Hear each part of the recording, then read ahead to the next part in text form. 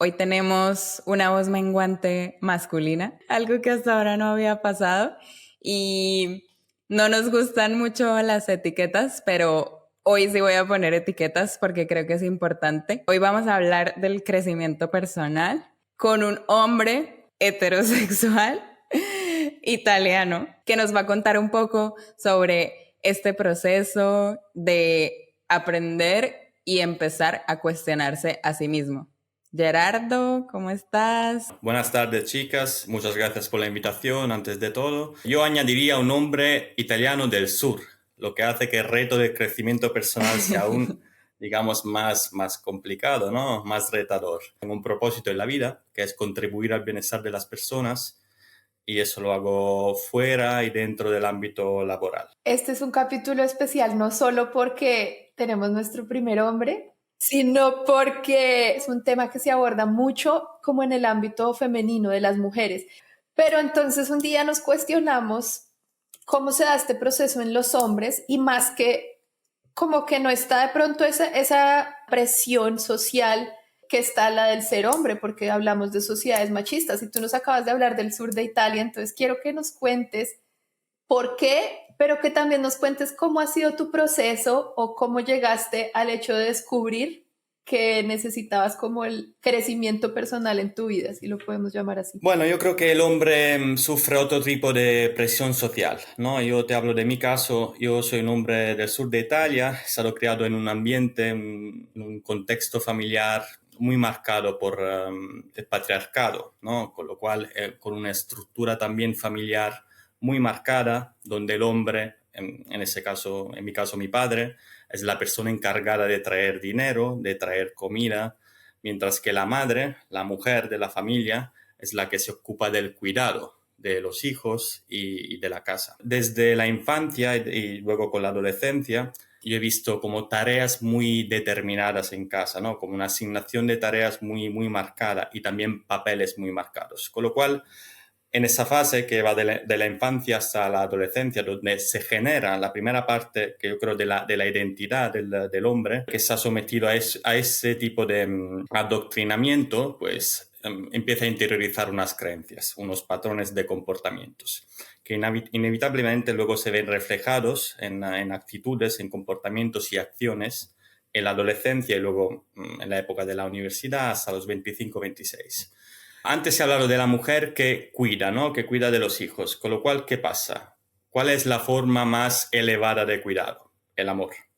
Con lo cual, desde los primeros momentos, el niño y luego el adolescente se da cuenta de que la mujer de la casa es la que se concede momentos de sensibilidad, de empatía, de amor, de cariño. Por otra parte, recibe del padre enseñanzas, formación.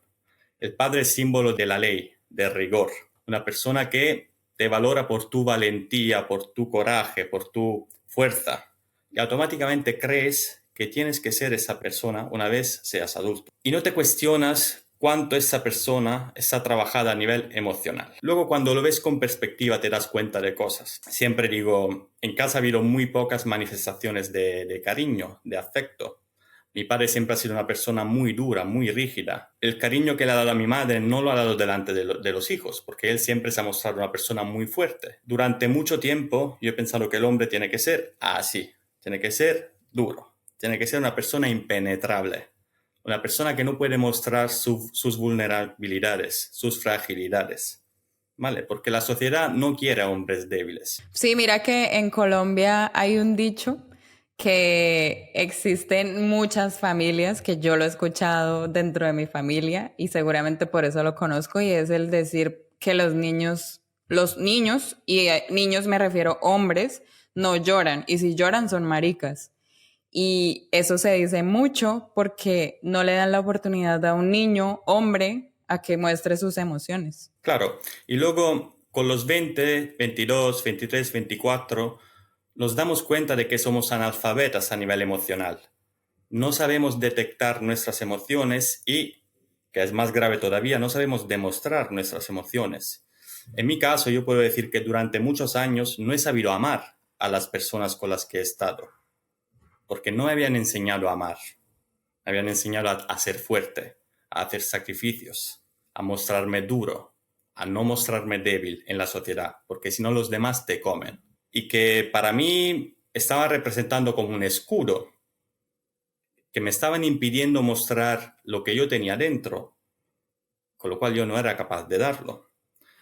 Incluso cuando he estado con personas que yo he querido, no he sabido transformar este amor o demostrar ese amor en actos concretos, porque siempre me ha faltado la comunicación, tanto verbal como corporal. Yo durante muchos años no he sabido abrazar a las personas, porque no he visto gestos de afecto de ese tipo en casa. Yo abrazaba a la gente así, desde lejos, sin acercarme mucho, porque el contacto para mí era algo demasiado íntimo, porque el hombre tiene que ser fuerte, no se puede demostrar en comportamientos así. Y eso me ha limitado en mucho, porque al final he perdido ocasiones a lo largo de mi vida, ocasiones de dar amor.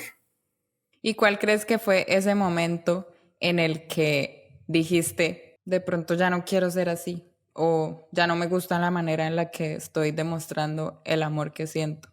Yo me fui de casa con 23, 24 años, me fui a estudiar al norte de Italia y a partir de allí, digamos que empezó realmente mi proceso de evolución, porque entré en contacto con personas de otros países, de otras religiones. Empecé a entender cosas que me decían que la vida era algo más de lo que me habían enseñado. Luego hubo un punto de inflexión y que evidentemente no puedo conectar, asociar, relacionar con una historia de amor. Una persona con la que tuve una relación, digamos, complicada porque hubo muchos momentos de separación, pero había algo que me conectaba a esta persona, que hacía que yo no la quisiese perder. Lo que pasa es que no se lo sabía comunicar, porque no tenía recursos. Mi arsenal estaba hecho de pocos recursos y yo no supe ampliarlo, porque no sabía darle cariño, no sabía comunicarme, no sabía mostrarme débil, que a veces es importante como gesto de amor también. Decir, mira, estoy triste porque no estamos consiguiendo lo que nos hemos propuesto, ¿no? Lo que nos gustaría a los dos.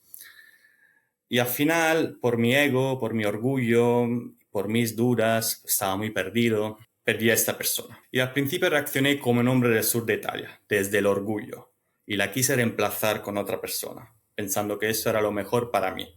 Luego, de repente, 4 o 5 meses después de la ruptura, pues colapsé a nivel emocional. Yo recuerdo que pasé como un par de semanas en casa por la tarde, después del trabajo, y estaba yo solo y no podía moverme, no podía reaccionar, estaba bloqueado. Era un bloqueo emocional. Yo tenía muchísima emoción por dentro que quería salir de alguna manera.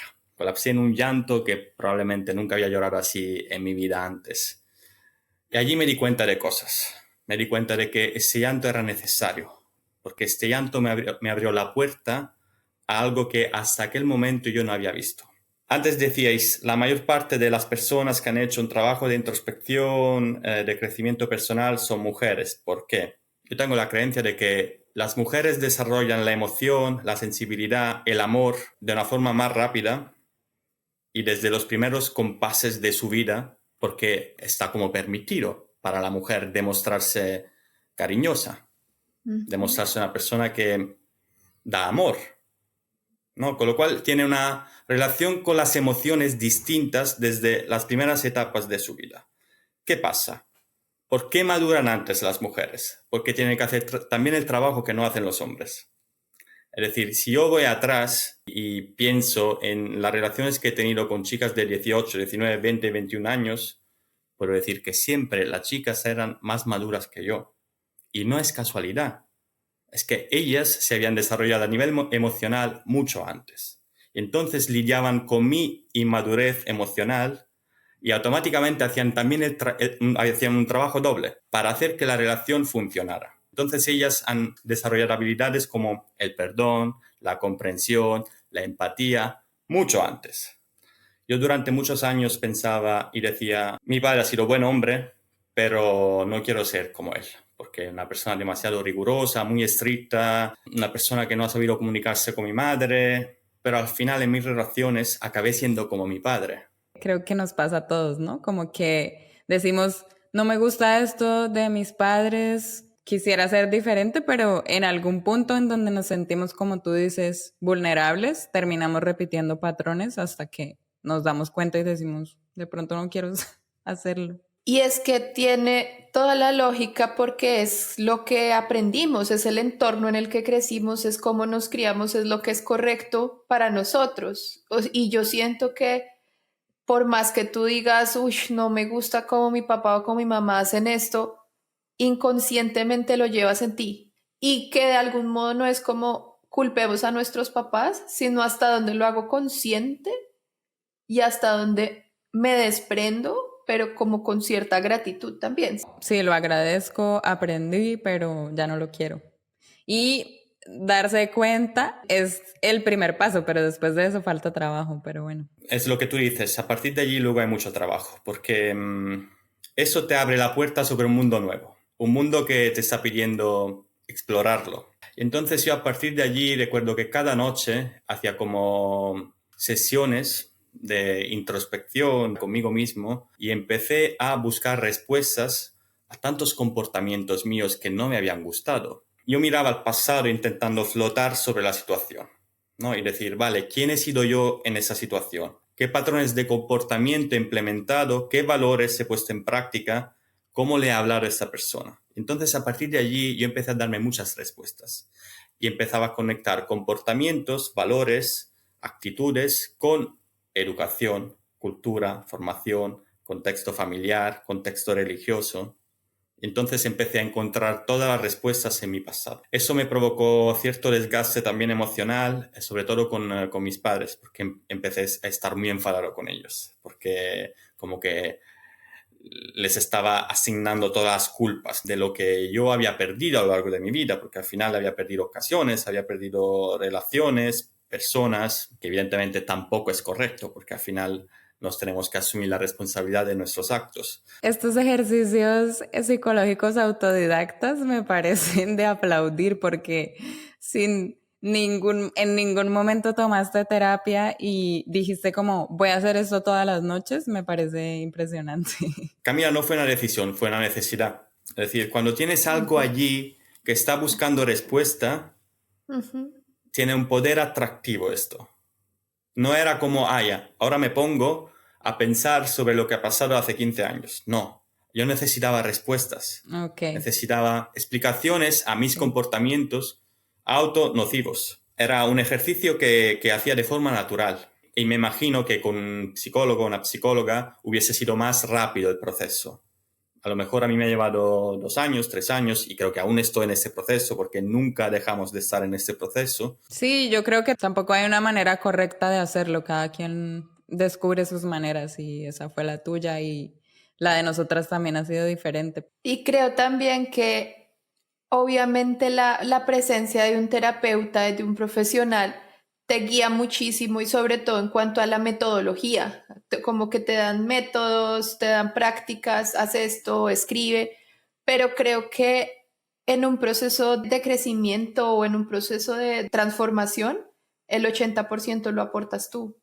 El psicólogo te guía, pero el cambio lo generas tú. Sí, creo que el psicólogo es un vehículo que hace que el camino pueda ser un poco más rápido, ¿no? Él te da recursos, te da herramientas y a lo mejor no te repites, ¿no? En procesos mentales, porque al final lo que pasa es que le das vuelta a lo mismo, porque luego tienes que aceptar también cómo tú te has portado con los demás. Y eso también implica muchísimo trabajo de introspección contigo mismo. Es decir, me he comportado así, lo he hecho mal, he hecho sufrir a una persona que quería, me siento fatal, me siento culpable. Eso para mí es el step siguiente, ¿no? El uno, darse cuenta de lo que ha pasado, de quién has sido tú en estas circunstancias. Segundo step, pues aceptar que en ese momento de tu vida no tenías los recursos, el conocimiento y la conciencia para abordar la situación de otra manera. Lo más difícil en todo ese proceso es perdonar a ti mismo, porque a tus padres los vas a perdonar. Si han hecho algo muy, muy grave, pues los vas a perdonar, porque ellos lo han hecho lo mejor que podían con la cultura, la formación, la instrucción que tenían, pensando que estaban haciendo lo mejor para ti. Una vez hayas perdonado a tus padres, pues empieza el trabajo contigo mismo y decir, bueno, pero cuando yo he hecho esto ya tenía 25, ya tenía 24, 26, ya era un hombre, pero lo he hecho. Es decir, me tengo que asumir la responsabilidad de lo que he hecho. Vale, no tenía los recursos. Ok, lo acepto. Intento ser algo compasivo conmigo mismo. ¿Quién quiero ser a partir de ahora? Eso es importante. ¿Qué de ese Gerardo que querías ser has logrado y qué falta por lograr? Yo creo que he hecho mucho trabajo, estoy bastante orgulloso con el trabajo que llevo hasta la fecha, sobre todo en cuanto a la capacidad de mostrar y compartir mis emociones. Es decir, si ahora veo una película que provoca mi llanto, no me escondo. Es decir, oye, que es una película que me está tocando, la emoción y tal, pues voy a llorar, no pasa nada. Es decir, la fuerza no está en ocultar las emociones, la fuerza está en ser orgullosos de mostrar tus emociones. Por naturaleza somos seres vulnerables, somos seres frágiles, tenemos una vida finita y eso ya hace de nosotros personas muy frágiles, muy vulnerables y eso hay que aceptarlo. Y lo mismo pasa con las emociones. Y te das cuenta de que tu vulnerabilidad se puede convertir en una ocasión de amor, que yo creo que hay muchísimas personas que están allí esperando a poderte echar un cable, a poderte dar un abrazo cuando tú lo necesitas. Si no levantas la mano a veces, pues no le das la oportunidad a esas personas. Con lo cual yo he aprendido, el gran aprendizaje ha sido esto, aprender que la vulnerabilidad y la fragilidad es una ocasión, no es una limitación, es una oportunidad. De hecho, yo también quería recalcar esa distinción que hiciste porque apenas empezamos a hablar, comenzaste diciendo debilidad y después llegamos a la vulnerabilidad y en realidad, pues una como que tiene un tinte negativo y la otra no. Entonces creo que tu decisión fue esa, como mostrarte más vulnerable, no realmente débil, al contrario. No, es lo que tú dices. La debilidad está en querer ocultar cosas obvias. Es decir, que tú te sientas inseguro, que tú te sientas triste, que tú quieras llorar. Es decir, si tú quieres ocultar todo eso, eres una persona débil porque estás temiendo las consecuencias de tus emociones. Al contrario, si las muestras, entonces sí que estás mostrando valentía, porque te estás enfrentando a las consecuencias de una vulnerabilidad que es humana. Sí, yo también creo eso. Creo que de hecho es más difícil mostrar las cosas que nos hacen sentir tristes o mostrar las cosas de las cuales nos arrepentimos. Creo que eso es muchísimo más difícil para mí, sobre todo por mi experiencia, porque ha sido complejo también lo que tú dices, aprender a entender que no teníamos la capacidad, pero que ahora sí. Sí, porque no estamos educados como para comunicarnos tanto a nivel emocional. Hoy en día no hay como conceptos que son bastante como utilizados, como la comunicación es importante, encuentra tu propósito de vida y tal. Vale, pero ¿cómo se implementa eso en el día a día? Porque no estamos entrenados para comunicarnos de la forma adecuada en las diferentes situaciones diarias, que sea en casa, que sea en el trabajo. Nadie nos ha educado en ese sentido. Con lo cual es importante también pararse y decir, vale, comunicarse es importante. Pareja, siéntate conmigo. ¿Cómo queremos que fluya nuestra comunicación? A partir de ahora, ¿qué es lo que vamos a hacer para que nos sintamos satisfechos con la comunicación que hay en casa? Porque si yo sigo llevando el papel del hombre de casa y tú de mujer de casa, que evidentemente es algo obsoleto, que ya no pinta nada con los tiempos modernos, pues evidentemente eso generará una distancia entre nosotros que no vamos a poder rellenar con ninguna cosa. Y en el momento en que inicias este camino, ¿has tenido relaciones posteriores en las que hayas visto ese cambio, digamos, más allá de que tú digas, bueno, soy más vulnerable, me muestro más, no sé, abierto a la decisión? ¿Cómo ese es el día a día de la relación que tú sientas y que también, digamos, puedas como de algún modo dar un consejo a quienes nos estén oyendo? Que tú dices, esto realmente valida a mi pareja o me valida a mí. Mira, ese punto de inflexión del que os hablaba antes, que ocurrió más o menos con mis 29, marcó un antes y un después. A partir de allí yo he experimentado una serie de emociones y también en cuanto a intensidad que no había experimentado antes, con lo cual simplemente mostrándome abierto, más vulnerable, más comprensivo, escuchando más, quitándome de encima tanto peso, porque al final se trata de eso. Esa es como una armadura que tú llevas contigo, ¿no? Y te genera muchísimos bloqueos. Yo me he sentido muy aligerado cuando he decidido, vale, pues voy a ser yo, voy a hablar de las cosas que me dan miedo, de las cosas que me generan inseguridad. Si estoy en algún momento de vulnerabilidad, pues me siento y voy a pedir ayuda y ya está. Cuando tú hablas las cosas, ya sabemos, no, pues ya se aligeran un poco, porque las estás compartiendo y a lo mejor la otra persona te está ofreciendo algo y ese algo es una demostración de amor. O Y sea, Gerardo, tú también tuviste crisis de los 30, así como yo nosotros. creo que un hombre está en crisis toda su vida. Tengo esta creencia. ¿Por qué? Porque sí, porque si pienso en mi adolescencia, estaba en crisis. Si pienso en mis 20, estaba en crisis. Es decir, no sabía quién era. Es decir, y si no sabes quién eres, pues estás en crisis. Peor, no Sí, sabía quién quería ser. de acuerdo. Lo que pasa es que, Ujú. claro, con los 29 o 30 empiezan a coincidir muchas cosas. Se pierde un poco la ligereza de los años de la juventud, sin responsabilidades. Es verdad que no tenemos la presión biológica, pero hay paradigmas sociales que te dicen, oye, tienes que encontrar un buen trabajo, tienes que hacer familia, tienes que buscarte un piso. Ese es otro tipo de presión social. Y al final tienes que aprender a convivir con esa presión, con lo cual hay otro tipo de crisis, ¿sabes? Yo creo que la crisis se transforma a lo largo del tiempo, pero siempre está allí. Sí, sí, de acuerdo. Y también como que uno ya va perdiendo un poco el miedo a eso, a no cumplir con esos paradigmas. Obvio, es un reto y ha sido difícil para nosotros, pero es como que, bueno, ya, pues yo soy la que estoy viviendo mi vida, yo soy la que me acuesto conmigo misma y me levanto conmigo misma y voy a tener una vida que realmente no me mueve y no me motiva, pues entonces como que uno empieza a decir, ya no quiero más estar ahí subyugada por cosas que dicen otros, realmente lo quiero descubrir yo. Creo que para mí eso también es distinto en esta crisis, pero sí, de acuerdo contigo que vamos por varias crisis y seguiremos así. Además, porque ya abrimos la puerta como a este camino de el crecimiento personal y el buscar y el cuestionar, entonces ya esa puerta creo que no se va a cerrar.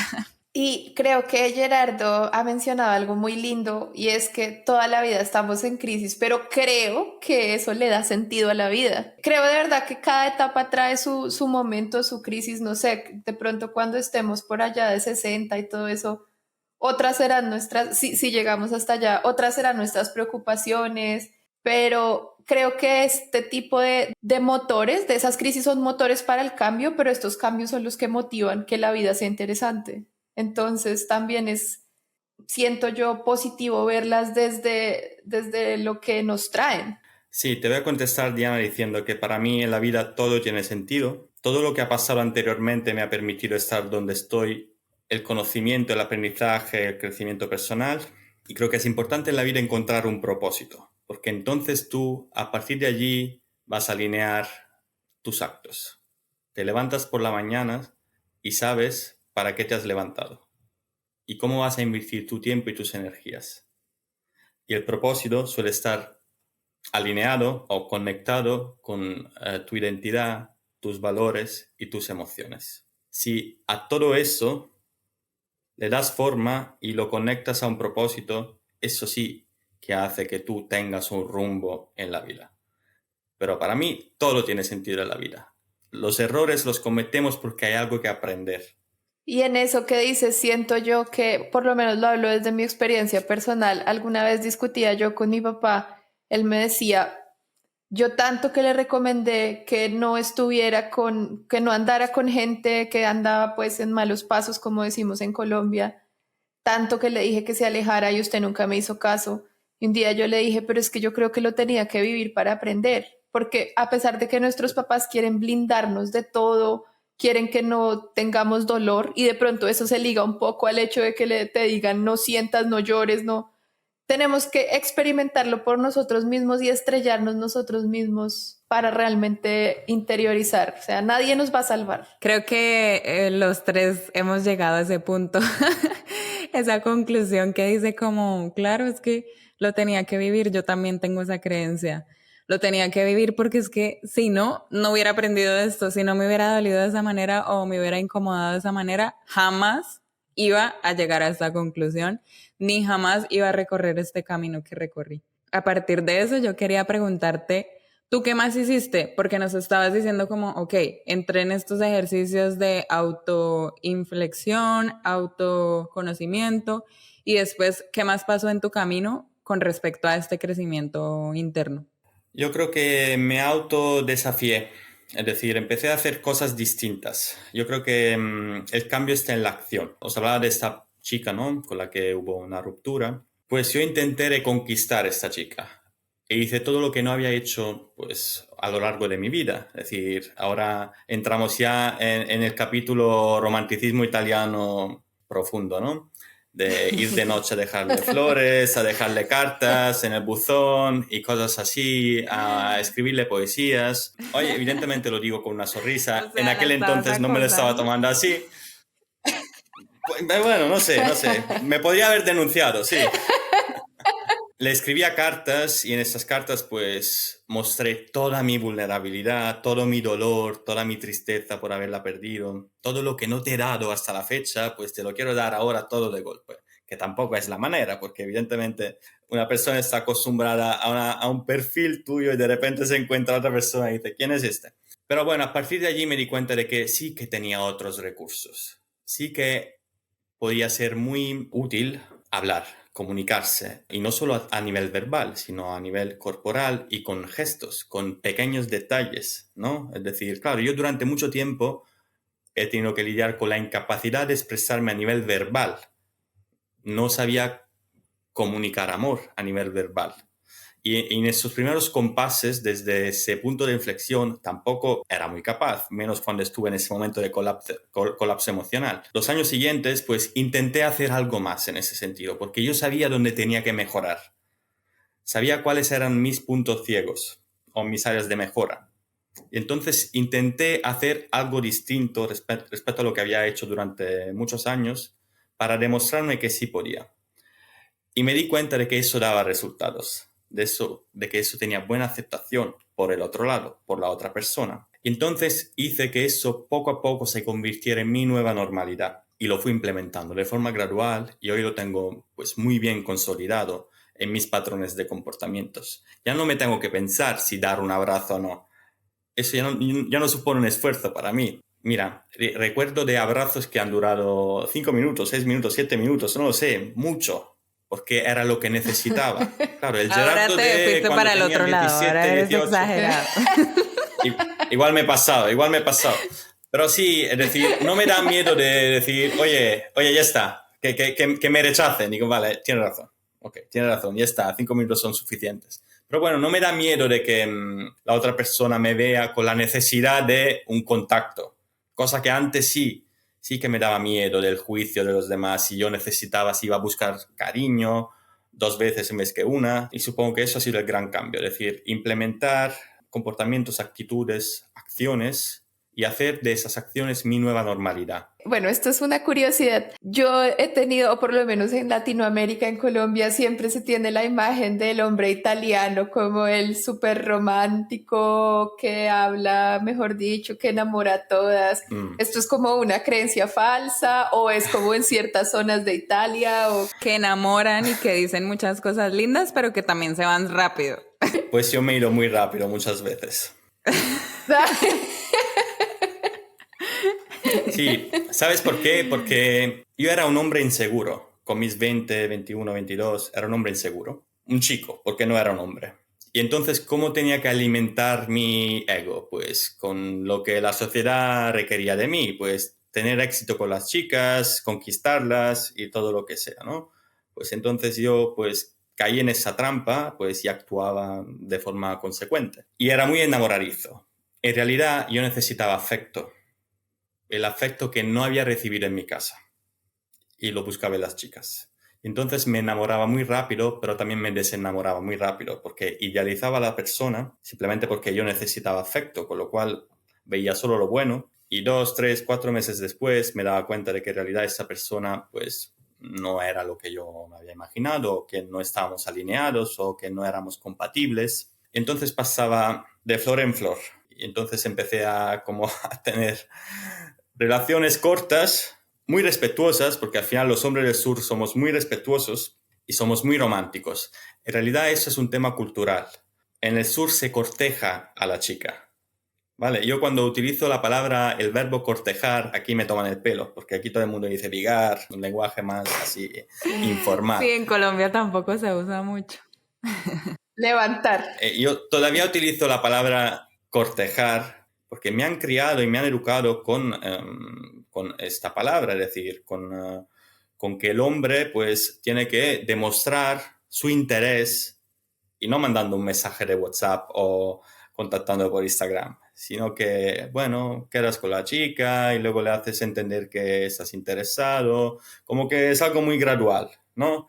Claro, entonces tú lo tienes que lograr. Y para lograrlo, ¿cómo lo haces? Con flores, con una cena, con un paseo al lado del mar. Y de allí supongo que nace esta imagen del hombre italiano, romántico, encantador, que te envuelve con sus palabras. Y es visto también para los italianos que la chica tiene que ser difícil o que entre más difícil más vale la pena. Y bueno, esta creencia también tan arraigada en la sociedad machista.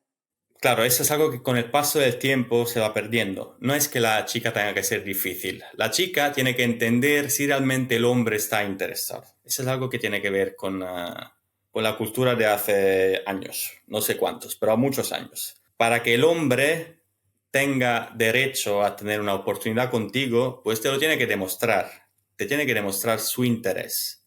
Y de allí que te tienes que hacer la difícil. Porque si el hombre realmente está interesado, Ok. no lo va a dejar, no se va a rendir de un día para Ah, otro. va a insistir. Eso, va a insistir. Con lo cual, claro, antes no se denunciaba tanto por acoso probablemente, con lo cual, porque eso estaba más asumido en la sociedad, de que un hombre te mandara flores y que te esperara debajo de casa. Era, bueno, otro contexto sociocultural, digamos. Bueno, Gerardo, y para concluir, me gustaría ya salirnos de los estereotipos y hablar un poco más de ti y de lo que tú lograste.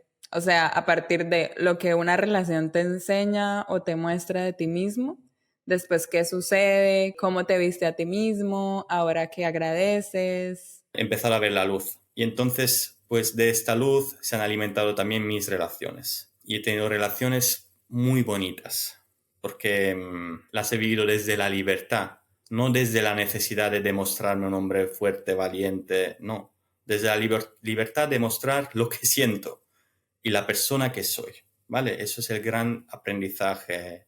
También sabes un poco más qué es lo que quieres para ti, para tu vida. Cuando tú antes hablabas de claro, me cuestiono qué es lo que yo tengo que conseguir en mi vida, porque durante mucho tiempo me han hecho creer que tenía que conseguir una familia, una casa, un buen puesto de trabajo. Pero ¿quién estás siendo tú en este momento? ¿La persona que eres o la persona que los demás quieran que seas? Entonces, en el momento en el que tú te conoces y sabes quién eres o quién quieres ser, también sabes un poco más qué es lo que quieres hacer en el ámbito laboral y en el ámbito personal.